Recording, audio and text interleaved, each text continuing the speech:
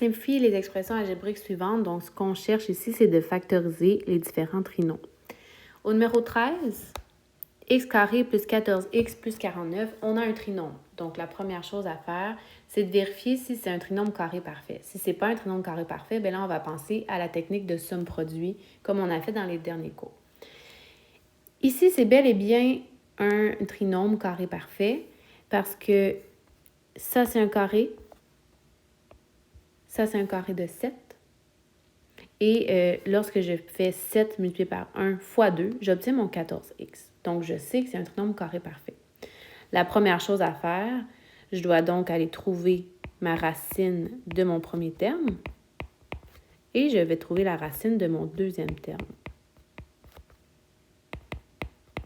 Je sais donc que ça sera x plus 7 à la 2, tout simplement. Pourquoi le plus? Parce qu'ici, j'ai un plus dans mon deuxième terme. Faisons le 14. 3a à la 3 moins 60a à la 2 plus 300a, ce n'est pas une forme qu'on connaît.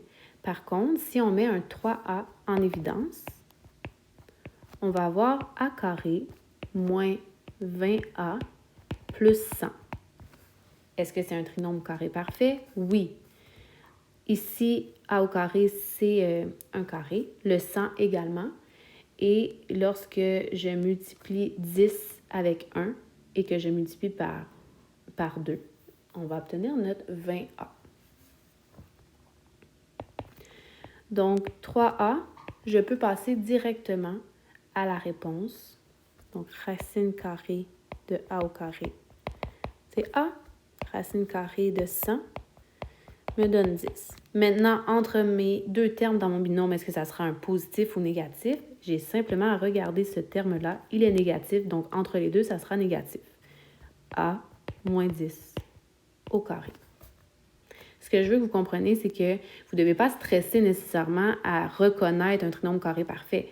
Parce que si vous ne reconnaissez pas que c'est un trinôme carré parfait, vous allez faire la technique de somme-produit, ça va être plus long, mais vous allez obtenir le même résultat.